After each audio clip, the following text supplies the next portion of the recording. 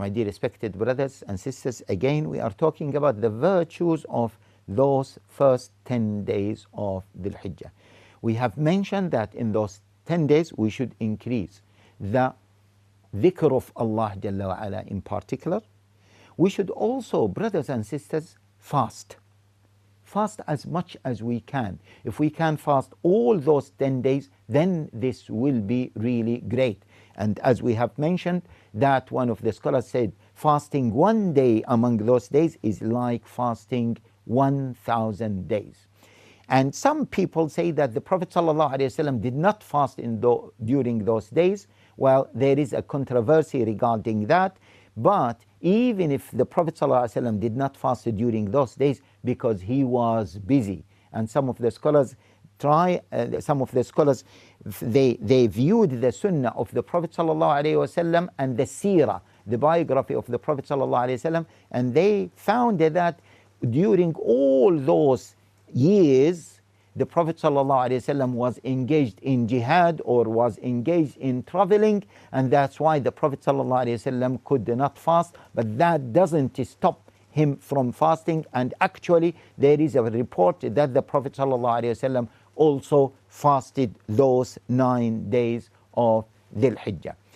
My dear respected brothers and sisters, beside that, every single one of us should make sure that he prays the 12 rak'ah a day. Yes, the 12 rak'ah a day. This is minimum for all of us, brothers, sisters, yes, young people, old people.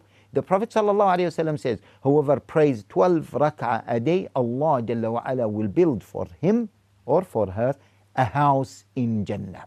And then the Prophet ﷺ explained those 12 rak'ah. Apart from the obligatory prayers, we have 2 rak'ah before Fajr, 4 rak'ah before Dhuhr, 4 rak'ah or 2 rak'ah after Dhuhr prayer, 2 rak'ah after Maghrib prayer, 2 rak'ah after Isha prayers. This is the minimum. Don't miss to do that, my dear respected brothers and sisters.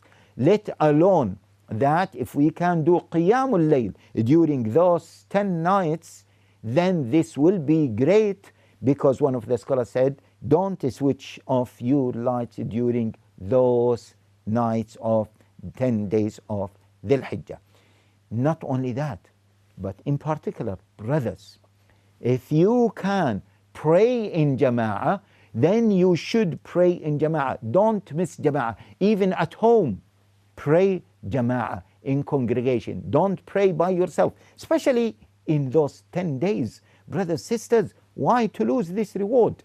And at home, if you don't have, pray at least with your wife, with your family, with your children. Pray Jama'ah as much as you can. If the masajid are open, then make sure you pray in Jama'ah. Remember, going to the masjid, yes, Allah Jalla wa Ala, as the Prophet Sallallahu Alaihi Wasallam says, Allah Jalla wa Ala gives you one thing, one hasana for each step, and Allah Jalla wa Ala raises you 1 degree. Imagine if that is happening in those 10 days of Dhul Hijjah.